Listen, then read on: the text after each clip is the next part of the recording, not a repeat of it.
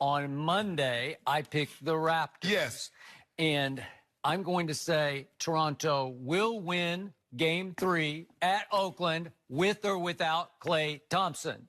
I'll be on the record. I'm going to go one way or the other. I'm sticking, Klay or no Klay, it doesn't bother me one way or the other, with or without. It bothers me. Okay. So if we get breaking news, if Healy comes to my area, Klay is going to be out, I reserve the right to change my pick.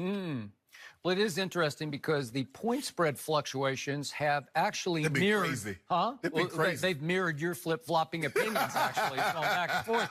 Because it opened at 5, and it got bet up to 5.5, then up to 6, then down to 5.5, down to 5, down to 4.5, up to 5, and back to now settling at 4.5. Still too many points. I still got Toronto. I said it Monday. I'm sticking with it.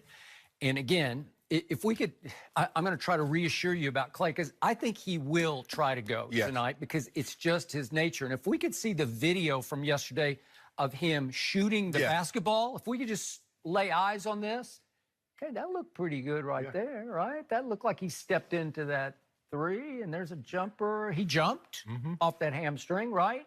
I'm not saying he cut hard off the hamstring, but he jumped. I don't think he's going to step on the gas until he absolutely has to. All right, but that looked better than I thought it would look. So, yes. On the day. Considering when he walked off the court. That is correct, because he dragged that leg off the court. Okay, so I do want to make the point before I go into why I'm making my prediction that Klay Thompson is the flip side of number 2. He is the guy. Of all the players we ever talk about on this show, he is the one guy who does not get enough credit for playing through any and everything. Right.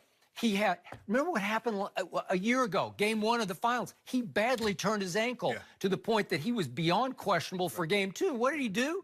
He sucked it up, gutted it out, and played Game 2. He played 34 minutes and scored 20 points in Game 2. I was like, wow. But did he give credit, get a lot of credit for it? No, he didn't get any credit for it. He ain't tough enough. Okay, so number two is not tough at all because he's injured every night. There's always a question: can he go or not go? He's seriously injured.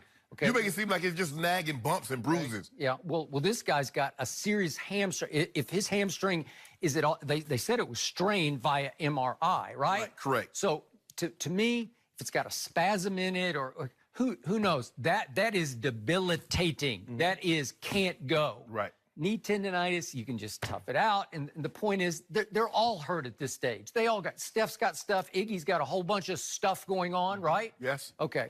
So, to me, I want you to think about what's happened the last 5 games with the team you just picked to win Game 3. The last 5 games of these playoffs, the Golden State Warriors have trailed by 17, 18, and 17 in the last 3 games against Portland. They trailed at Toronto by 12 in Game 1 and 12 in Game 2. Those are big double-digit deficits, right? And yet, they flurried back to win 4 of those 5 games. Right. But it's still a bad sign that you fall that far behind in 5 straight games. And you know why they fell behind? Because they are running on empty. Oh, they're on fumes. They are on psychological fumes because they are battling through the wear and tear of a 5th straight NBA Finals. They have played 5 straight years, the deepest you can play into the NBA schedule, and it's wearing them all out mentally and physically, right?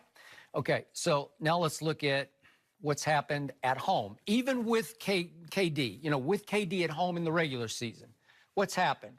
They lost 6 games at Oracle by 20-plus. They lost 2 by 30-plus. And with Kevin Durant against the Clippers in round 1 of these playoffs, they lost 2 home games. And in one, they blew a 31-point lead to lose to those Clippers. Okay, so that's how shaky they've been at Oracle. Those are all bad signs, which lead to tonight. So the point is, Toronto can't feel too awful about what happened in Game 2.